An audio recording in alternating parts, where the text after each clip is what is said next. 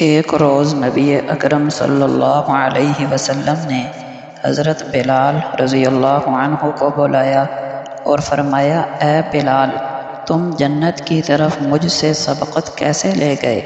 میں جب بھی جنت میں داخل ہوا میں نے اپنے آگے تمہارے قدموں کی آہٹ سنی۔ گزشتہ رات بھی جب میں جنت میں گیا تو مجھے آگے تمہارے قدموں کی آہٹ سنائی دی۔ تم کس عمل کی وجہ سے مجھ سے سبقت لے گئے ہو؟ انہوں نے کہا، میں جب بھی بے وضو ہوتا ہوں تو وضو کر لیتا ہوں، پھر 2 رکعت نماز پڑھ لیتا ہوں۔ یہ سن کر آپ صلی اللہ علیہ وسلم نے فرمایا، اسی عمل کی وجہ سے تمہیں یہ فضیلت ملی ہے۔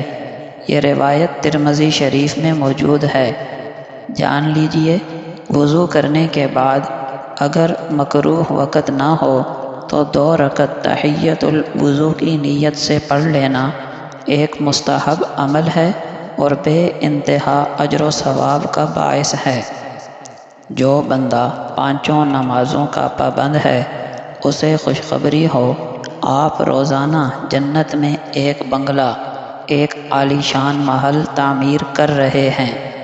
حضرت عائشہ صدیقہ رضی اللہ عنہا فرماتی ہیں کہ نبی اکرم صلی اللہ علیہ وسلم نے فرمایا، جس شخص نے 12 سنتیں پڑھنے کی پابندی کی، اللہ تعالیٰ اس کے لیے جنت میں گھر بنا دے گا۔ وہ 12 سنتیں یہ ہیں: 4 رکعت ظہر سے پہلے اور 2 رکعت ظہر کے بعد، مغرب کے بعد 2 رکعتیں، عشاء کے بعد 2 رکعتیں اور فجر سے پہلے 2 رکعتیں۔ یہ روایت سنن ترمذی میں موجود ہے۔